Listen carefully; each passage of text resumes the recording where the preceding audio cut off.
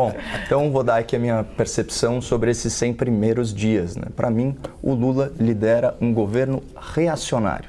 O reacionário é todo aquele que deseja regressar a um estado anterior das coisas. O reacionário, por definição, é aquele que reage ao novo. E muitas vezes, ainda que uma novidade seja benéfica, o reacionário ele se mostra avesso a ela, seja por ideologia, seja por teimosia ou até mesmo por ignorância.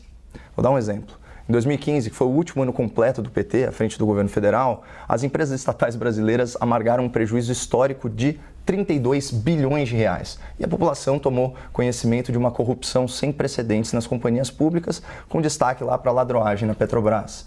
Mas se a gente avançar um pouquinho no tempo, mais precisamente para o ano de 2021, a gente percebe que essas mesmas empresas estatais registraram um lucro recorde de 187 bilhões de reais. E a pergunta que se coloca é a seguinte: como que em poucos anos o Brasil saiu de um cenário de prejuízo, de corrupção, para um cenário de lucro e respeito à coisa pública?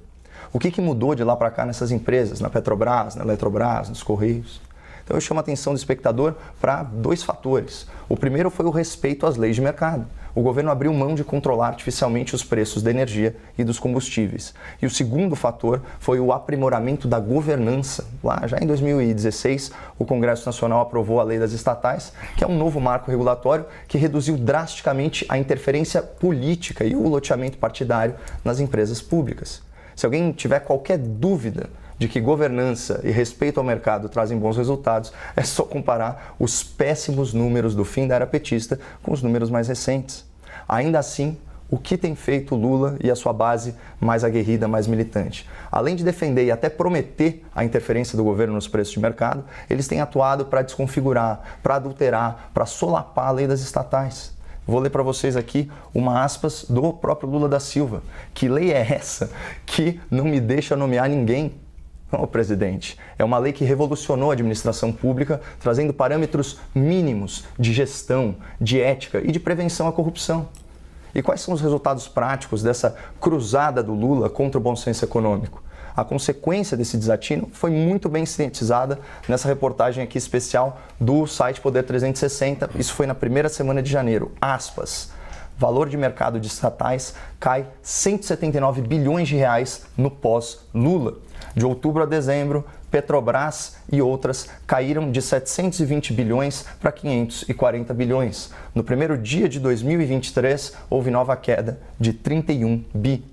Então, diante de tamanho prejuízo aos cofres públicos, a jornalista e analista aqui da CNN, a Raquel Landim, propôs num artigo uma explicação muito plausível para o que está acontecendo. Aspas, por que Lula se empenha tanto em derrubar o avanço institucional conquistado pelo país, né, que é a lei das estatais? A resposta é simples, são quase 600 cargos em jogo.